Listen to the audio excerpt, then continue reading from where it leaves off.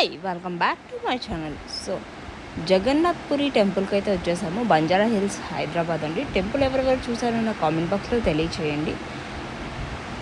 So temple timing details complete నేను డిస్క్రిప్షన్లో ఇస్తాను, అలాగే లొకేషన్ కూడా పెడతాను. లొకేషన్ చూస్తూ మీరు టెంపుల్కి విజిట్ అవ్వచ్చు. సో మార్నింగ్ టైం వచ్చేసి 6 to ఆఫ్టర్నూన్ 12 PM, అలాగే ఈవినింగ్ టైం వచ్చేసి 5 to 9 PM.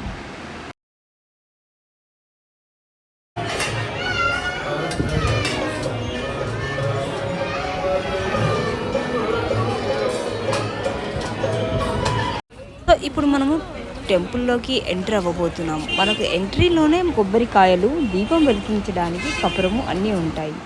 సో ఇలాగే కొద్దిగా ముందుకు వెళ్తే మనకు గుడి గాంభార్యం అనేది వస్తుంది, మీన్స్ గుడి ఎంట్రన్స్ అనేది వస్తుంది. ఇక్కడ మనకు కొబ్బరికాయ కొట్టచ్చు. ఇక్కడ కొబ్బరికాయ కొట్టే ప్లేస్ అండి ఎదురుగా. ఇక్కడ కొబ్బరికాయ కొట్టేసి మనం లోపలికి వెళ్ళాలి. సో చూడండి, ఇక్కడ నుండి మనకు పైన గుడి కనపడుతుంది. సో ఇలా మెట్లెక్కి వెళ్ళాలి. సో ఈవినింగ్ వ్యూ చూడండి ఎంత బాగుందో. ఈవినింగ్ టైం వ్యూ మాత్రం చాలా బాగుందండి. అలాగే నైట్ టైం వ్యూ కూడా చూపిస్తాను మీకు. సో నైట్ టైంలో వ్యూ చూడండి. మీన్స్ 8 అవుతుంది. యాక్చువల్గా గుడిలో పూజ జరుగుతుండే కాబట్టి మేము అంతవరకు వెయిట్ చేసాము. సో పూజ జరిగి లైన్లో నించొని మేము దర్శనం చేసుకునేంత వరకు చాలా లేట్ అయిపోయింది మాకు గుడిలోనే. మేము ఆరతి జరుగుతుంది కాబట్టి అక్కడే వెయిట్ చేసాము. కొన్ని వీడియోస్ నైట్లోనే షూట్ చేసాం కాబట్టి కొన్ని వీడియోస్ మాత్రము నైట్లోనే ఉంటాయి. మీన్స్ కొద్దిగా చీకట్లో వచ్చేసాయి, లైటింగ్స్ ఎక్కువగా లేదు. సో ఈవినింగ్ టైంలో ఇలా లైటింగ్ ఎక్కువగా ఉండే. సో మనకు గుడి ఎంటర్ అవ్వగానే సో మనము టెంపుల్లోకి ఎంటర్ అవ్వగానే ఒక స్తంభం ఉంటుంది, ఇలా మనకు కనపడుతుంది, గోల్డెన్ కలర్లో ఉంటుంది. అలాగే చుట్టూ ఇలా దేవుళ్ళ శిల్పాలు అనేవి చెక్కారండి, చాలా బాగుంది. ఆ వీడియో కూడా చేసి నేను షార్ట్లో పెట్టాను, నా ఛానల్లో ఉంటుంది, వెళ్ళి చూసేయండి. జగన్నాథ్ పురి టెంపుల్ వచ్చేసి యాక్చువల్గా మనకు మెయిన్ టెంపుల్ ఒరిస్సాలో ఉంటుందండి. టెంపుల్లో చాలామంది ఒరిస్సా వాళ్ళే ఉన్నారు. ఒరిస్సా వాళ్ళు ఈ దేవుడిని చాలా నమ్ముతారండి. ఎందుకంటే ఈ దేవుడి కథ, ఈ దేవుడి స్టోరీ ఏదైతే ఉందో చాలా రియల్ స్టోరీ అని అంటారు. ఆ స్టోరీని కూడా నేను మీతో ఒకరోజు షేర్ చేసుకుంటాను, కంప్లీట్ వీడియో చేసి పెడతాను. సో త్వరలోనే ఆ వీడియో కూడా రాబోతుందండి. అలాగే ఈ దేవుడి స్టోరీ ఎవరెవరికైతే తెలుసో వాళ్ళు కూడా నా కామెంట్ బాక్స్లో తెలియచేయండి. ఇక్కడ మనకు దీపోత్సవం జరుగుతుందండి. చాలామంది మీన్స్ ఇక్కడ దీపోత్సవం చేస్తున్నారు. దీపం వెలిగించి ఏదైనా కోరుకుంటే జరుగుతుంది అని అన్నారు. నేను ఒకరికి అడిగాను. కొందరు ఇలా 2 వత్తులు వేసి వెలిగిస్తున్నారు, కొందరు 365 వత్తులు దొరుకుతాయి కదండి మనకు, ఆ వత్తులు వెలిగిస్తున్నారు. లేదా పెద్ద కపురం ఉందండి, అక్కడ కపురం దొరుకుతుంది, ఆ కపురం పెట్టి వెలిగిస్తున్నారండి. సో ఎలా వెలిగించిన దీపోత్సవం అనేది ఒకటే అంట. సో ఫస్ట్ నేను మీకు చుట్టూ ఉన్న చిన్న చిన్న టెంపుల్స్ చూపిస్తాను. ఒక 6-7 టెంపుల్స్ ఉంటాయండి. సో ఫస్ట్ మనం వెళ్ళాల్సింది లెఫ్ట్ సైడ్లో ఉన్న చిన్న గుడి ఉందండి. మీన్స్ ఇక్కడ మనకు హోమం చేస్తారంటండి, హోమం చేస్తారు. అలాగే ఇక్కడ లోపల మనకు విభూతి కూడా ఉంది, వెళ్ళి నేను చూశాను, బొట్టు కూడా పెట్టుకున్నాను నేను. సో చూడండి, ఇక్కడ లోపలికి మనకు విభూతి కనపడుతుంది. అలాగే ఇక్కడ చిన్న చిన్నగా దేవుళ్ళు పెట్టారు, నేను లాస్ట్ చూపిస్తాను మీకు. అలాగే ఇక్కడ ఒక స్పెషల్ ఏంటంటే, లోపల గుడిలో మనం ఎంటర్ అవ్వగానే లెఫ్ట్ సైడ్ నుంచి చుట్టూ టెంపుల్ చాలా పెద్దగా ఉంటుంది. ఎంత పెద్దగా టెంపుల్ ఉందో ఆ చుట్టూ ఇలా దేవుడి శిల్పాలు చెక్కారండి. మీన్స్ అన్ని దేవుళ్ళ శిల్పాలు చెక్కారు, కానీ అక్కడున్న ప్రతి ఒక్క దేవుడి శిల్పానికి ఒక స్టోరీ అనేది ఉందండి. మీన్స్ నేను స్టోరీలు చాలా చదివాను దేవుడి గురించి, అందులో ఒక స్టోరీ అనేది ఉంటుంది. అది కూడా నేను మీకు వీడియో చేసి చెప్తాను. సో చూడండి ఇక్కడ. అలాగే ఇక్కడ లాస్ట్కు ఉంది. మళ్ళీ ఇప్పుడు మనము లెఫ్ట్ సైడ్ నుంచి రైట్ సైడ్ మెల్లిగా టర్న్ అవుతూ ఉంటే మనకు కనపడుతుంది, స్ట్రైట్గా వెళ్ళాలి. అలాగే ఇక్కడ వచ్చేసి శివాలయం ఉందండి, చిన్నగా శివుడి గుడి కట్టారు. ఇక్కడ ఫస్ట్ మనకు శివాలయంకి దర్శనం చేసుకున్నాము. శివాలయం దర్శనం అవ్వగానే నేను మీకు చెప్పాను కదా, నెక్స్ట్ వాల్ ఉన్న చూపిస్తాను శిల్పాలు అనేసి. సో ఇక్కడ కూడా కొన్ని ఇలాగే చెప్పుతూ వెళ్ళారు. సో ఇక్కడ గణేశుని స్టోరీ ఉందండి, మీన్స్ శివుడు గణేశుడి స్టోరీ ఉంది. ఈ స్టోరీ ఎవరికైతే తెలుసో చెప్పండి. సో ఇక్కడ కూడా మనకు గణేశుని స్టోరీయే ఉంది. మీన్స్ ఎప్పుడైతే గణేశునికి ఎలిఫెంట్ ఫేస్ అనేది పెడతారో ఆ స్టోరీ గురించి చెప్పారు. తర్వాతకి ఇక్కడ కూడా మళ్ళీ శివుడు గణేశుడి స్టోరీయే ఉంది. సో ఒక వాల్ పైన కొన్ని శిల్పాలు చెక్కి దాని నుంచి ఒక స్టోరీని తెలిసిన వాళ్ళకు అర్థమయ్యేటట్టుగా చెక్కారు. సో ఇక్కడ టెంపుల్ చూడండి ఎలా కనపడుతుందో. ఇక్కడ దర్శనానికి లైన్లో నించున్నారండి. టెంపుల్లో రష్ మాత్రం చాలా ఉండే అండి. మేము యాక్చువల్గా సండే వెళ్ళాం కాబట్టి రష్ మాత్రం ఉండే. టెంపుల్ చాలా పెద్దగా ఉంటుంది, చుట్టూ మీ సైడ్లో ప్లేస్ కూడా చాలా ఉంటుంది. కానీ నీట్నెస్ మాత్రం చాలా బాగుంది. నీట్నెస్ మాత్రం సూపర్ అండి. అసలు ఎక్కడ ప్రసాదం కవర్ కూడా పడలేదు. నీట్గా అందరు కూడా చాలా నీట్గా మెయింటైన్ చేస్తున్నారు. సో ఇక్కడ లైన్లో నించున్నారు అందరు దర్శనానికి. ఇక్కడ వచ్చేసి శివాలయం అని చెప్పాను కదా, శివాలయం పక్కకి గణేశుడి టెంపుల్ ఉంటుంది. ఇప్పుడు మనము గణేశుని టెంపుల్కి వెళ్దాము. సో ఇక్కడ ప్రసాదం ఉంటుందండి. మనకు 3 టైప్ ఆఫ్ ప్రసాదం ఉంది. లడ్డు అమ్ముతున్నారు, అలాగే బాదుషా, అలాగే కాజా, ఈ 3 కూడా అమ్ముతున్నారు. మీన్స్ లడ్డు వచ్చేసి 100 రూపీస్ అండ్ కాజా వచ్చేసి 60 రూపీస్, అలాగే మనకు బాదుషా వచ్చేసి 60 రూపీస్ అండి. మేము బాదుషా టేస్ట్ చేసాము, కాజా కూడా టేస్ట్ చేసాము. 2 కూడా బాగున్నాయి, కానీ నాకు బాదుషా చాలా నచ్చాయి. సూపర్ ఉన్నాయి టేస్ట్ అయితే. లడ్డు కూడా టేస్ట్ బాగున్నాయండి. లడ్డు 100 రూపీస్కి ఇచ్చారు. సో నైట్ టైంలో చూడండి ఎంత లైటింగ్ కనపడుతుందో.